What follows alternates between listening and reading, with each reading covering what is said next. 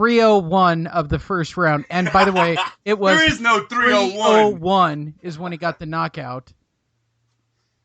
He got knocked out after the bell. It's clearly after the bell. And they looked at replays. I'm convinced that when he was calling to the truck, he was calling to see who was going to offer him more money. You know what, Lee? That was some bullshit that was going on in that casino, and I do think you're onto something. Look, man, it just seems weird that it took that long to come back with that wrong decision. You know Guillermo's a heavy favorite in this fight. MGM, I wouldn't be surprised if they called around to all their other casinos to see what the line was looking like if this kid wins on a DQ. Because that's a win. That's a TKO win. That's a knockout. So not only did By the way, I believe that it was going to happen that way anyway, based on... Look, that was so bad. We just expedited a shitty fight. Did you hear that one commissioner tell Vic? He tells Vic, you shouldn't talk until... Oh, you're on mic. The fucking asshole was on mic. Yeah, and he covers the mic and he goes, it's on. Yeah, you could still hear it. Yes, he tells him, stop talking until the commissioner comes back. Where was the commissioner? Where is the guy that's... Oh, no, he talked to the commissioner during the fight. But no, he was out of the building. Yeah, he had to come back. He had the executive director. He had like the number 2, but yeah. That guy tells him to be quiet. It didn't look good. It wasn't a good look there in Las Vegas last night in that. Because, Lee, the video clearly shows that Rigondeaux should probably have one defeat on his record tonight. I mean, seriously, it's a bullshit thing. It's such a DQ that it's beyond a DQ. And then them trying to swing it as it was Flores who initiated the punching. So in the act of defending yourself at all times, it's possible that Guillermo was just defending himself with his offense. Get the fuck out of here. He punched. That bell rings. That bell's over-ringing, and that punch is thrown. Period. That was not a bang-bang situation. It was kind of bang-bang, but it was not. Nonetheless, it was a shitty fight. The entire abortion undercard was shit. Magomedov clearly isn't going to be anything more than an amateur who, they pumped it. For those of you who don't know, Magomedov was pumped up to about 17-0 when he got his first loss. Now he's got his second loss. Dude looked like an amateur in the first fight. I don't even know what went on in that second fight because that didn't last long enough for me to get involved in it. So Arias beat Magomedov, huh? Yeah. I didn't get to watch the first two. The only thing I found interesting about Christian Arias and how bad Magomedov, Arias had this big giant pimple on the side of his face. And I'm watching the fight to just see if somebody can hit it hard enough to pop that thing. Oh, that's so gross. It's one of those big giant head kind of... The cut man's doing work on a pimple, you mean? On a pimple, man. Big nasty... Cut it. Cut it. A rocky. Cut the shit. Yeah. Now, was it by decision or knockout? Oh, it was by TKO knockout. TKO. Nice. Stop it. As I recall. I don't know. I mean, it was just. I think you are right. I jumped to TKO, and I paid for those listening who know my history. I paid for the pay-per-view, and for those of you who really want to know the truth, Andrew and I debated whether or not I should go to Vegas earlier today. 2 in the afternoon. He started getting the itch. I did get the itch. Yeah, I know you did. Here's the thing. Whenever your lady says, "Okay, here's the truth," Vegas, I would have put money on Kovalev. I would have. Wow. I would have. No way. I would have. Lee, you said it was a one-sided fight. You wouldn't have. I don't believe that. You think I would have? And I told you there was a heavy hitter. Somebody won. And I told you there was a heavy hitter in Vegas. Well, this time I was right. There was no way this damn thing was going to go 12 this time. No way. No way this fight was going the distance. You know what? It was a good fight. I'm glad I didn't drive up. It was 109 degrees in Vegas. And with the air conditioning at full strength running yesterday, it was a breezy 72 degrees. And let me ask you a question. As someone who understands that, how much of a dick am I to run my AC in 98-degree weather so my house is 72 degrees? Now, you've told me the size of your TV. Yeah. And I wanted to ask. Yeah. Does this come in on HD? Oh, yeah. fuck, I would never leave my house. I would never go to an event. And wait, because you're a football fan, Andrew. Yeah. I often joke about having the 100-inch TV. All right, I'll be honest. It's 85 or whatever. I'm just rounding up. It's 85 or whatever it is. It's HD. I have Vios and I have HDK. I have everything. Yeah, I literally have everything. But I also have Red Zone. And for football fans out there who understand, Red Zone, when your team is not playing, Red Zone is crack cocaine. Okay? It's mainlining football. So imagine watch your team, right? You watch your team, right? Whatever it is, morning or afternoon. That's all there is. For me, it's the Chargers. I'm not going to be a Rams fan. I mean, I'll watch their games, maybe record it. But the reality is Red Zone, for those that don't have it, they get Derek Carr. They do. You know what the Red Zone is, right? They only do scoring drives. Scoring. That's what it is for gamblers. Oh, my God. It's like crack. Lee, if the Rams get Derek Carr, will become a Rams fan? No. Oh, wow. No. Yeah, I think Kroenke's going to go after him. I think that's what they're holding up on, Lee. They know they have the Raiders in a tight situation.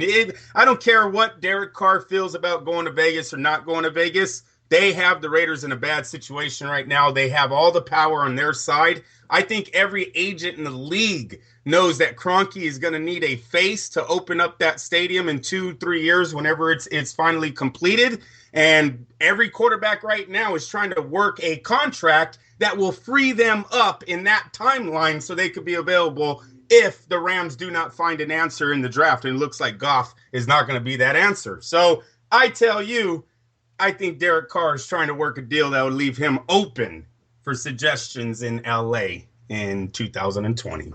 Happy Father's Day to everybody. I was told to call the show White Net Radio because Andrew and I don't know what the fucking definition of shade is.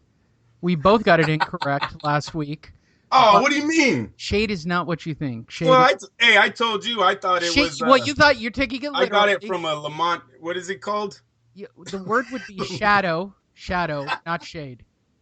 Work with shadow. What the hell? Shadow. I don't know who you're talking. That's some shade is when you diss somebody. What do you think that was? What the fuck? It wasn't a diss, dude. It was a shadow. It wasn't all right, shadow. I don't even know what shadow. I've never even heard of that. That must be Southern California talk. He's just throwing. You're from San Diego, bro. He's casting a big shadow over the event. He's trying to upstage. He was trying to upstage Ward and Kovalev. That's correct. Yep. There you go. Okay. I have no idea. He wasn't doing a. I told you I didn't know where I got the diss. Please. I told you I didn't know where I got the first word from. Just came out. 3 cups of coffee, man. You think I talk like that every day? I think I got it from that rap CD I bought. Told you. Okay. Blame him. Still think it's shade, though. And I still think it's a diss. It's a major diss. White Net Radio. Your white came out. The white side of you just popped out. I don't know what the fuck that was. Like it just showed up. Oof. Oh, well. It's all right. We'll let it slide. So happy Father's Day, everybody. Hope you enjoyed the fight last night. We do talk about boxing. I had to let Andrew get that off his chest for about the last 20 minutes. He is TBE now. You know that, right? You know that, right? That whole thing, that whole hat is bullshit now. Andre, what he did last night and what he's done in his career. Here's the thing. I still think, I'm going to be completely honest. Here's what I think. I still believe Andre's not going to get any respect. Hey, Lee, has there ever been a fighter that has beaten more elite fighters from around the world than Andre Ward on a main stage? No, and he's Germany, the UK. I guarantee this morning he's not. America, I'm not going to wake up. Russia. He's not going to be the number 1 pound for pound fighter. Oh, he is. No. I don't care about pound that he is. I get that he's the greatest of all time. He's officially the greatest of all time. He's on that list. He is on that list. All right. Let's be honest, because people love this shit. Yep. Who in your mind, just off the top of your head, just throw out 10 names that you think are greatest of all time? Joe Louis, because I always say it's Joe Louis because my grandfather Lee. He lived through them all. He lived through Joe Louis, Robinson, Chavez, Duran, Leonard, and he tells me... Duran doesn't qualify because he lost at the big moments. And I've always said that. You're absolutely right about that. Thank you for saying that, and not just me always doing it. You're good. That's good. No, but I like the Chavez thing, and I'll even let the Chavez, because Chavez at the end of his career was a fucking mess. Was mailing it in, but Lee, we've never seen anything like these certain type of men. And my argument for Chavez Sr. was, if it's so easy, it's the volume. Like, it's just the sheer volume. Look, even if he's fighting 100 cab drivers, that's still fucking 80 wins. Like, who's going to have a win-loss record like that?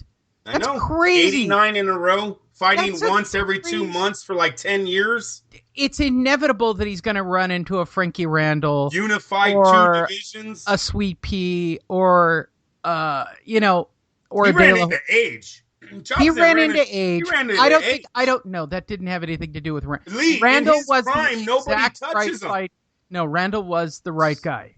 Lee, but he's already 32 years old. He's been a champion for 12 years. I get that, but you realize that there are guys in their 30. Look at Klitschko. He doesn't use that. No, that's it. This is today's fighters. They even the athlete, all around general athlete today is better conditioned than the previous. Oh, I agree. Yes, so we can't go, oh, these guys are lasting in their 30s now, so why didn't the older fighters? Those older fighters, not only did they fight a lot more, they fought each other in their primes, and that's something we are not seeing in the boxing world. Let me take a different approach.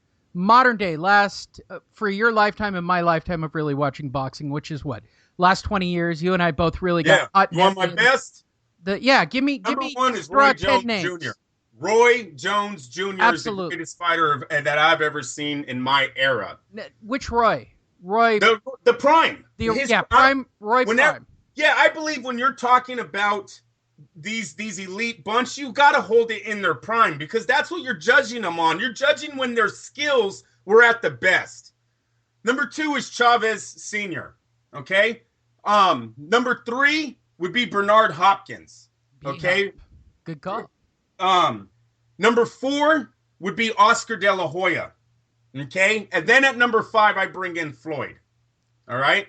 And Lee, I'm telling you right now, Andre Ward is looking to I can't plant him yet. He just entered the list, but he is on the verge of surpassing everybody. The resume that this kid has, or this man has, already warrants that. But we can't give it to him yet because he's not in the public's eye. But once HBO starts creating what I think they're about to do with Ward, because remember, Ward, I believe, is going to have a showdown with Gilberto Ramirez here soon, and that's going to be his elite Mexican. Ramirez is undefeated and has about 35 wins, no losses. He beat Arthur Abraham. They're going to get him a few bigger fights. He's going to go up against Ward. Another opponent I think Ward has coming with HBO is Badu Jack. Badu Jack has been making a hell of a run in the super middleweight division. He was the champ. He's moving up to light heavyweight. Maybe Stevenson can outbid for Badu Jack, but those are pay-per-view moments that I don't know if fighters are going to pass up for Adonis Stevenson on Showtime. So Ward still has a career here to build. And I don't even know about Ward moving up to the heavyweights or cruiserweights. I really wish he wouldn't right now. I wish he would stop at light heavyweights, because those two potential fights are already coming down the line. You have Chris Eubank Jr. fighting Arthur Abraham, super middleweights here coming up. Chris Eubank, if he defeats Arthur Abraham, could be a big international fight for Ward down the line. And then you have Saul Alvarez, who looks like a big kid already. If Saul Alvarez and Andre Ward down the line ever met at a catchweight, these are all fights that I think Andre should stay at the light heavyweight division. And if he was to stay undefeated like he has so far, Lee, there's a good chance he is the greatest of my era. Yes, he is gifted as Roy Jones Jr.? No. But whatever Andre possesses, he creates his own moments. He makes his own fights. He dictates the pace. If he stays undefeated for as long as he has and continues to stay undefeated, how can we say, and he's fought in great fighters.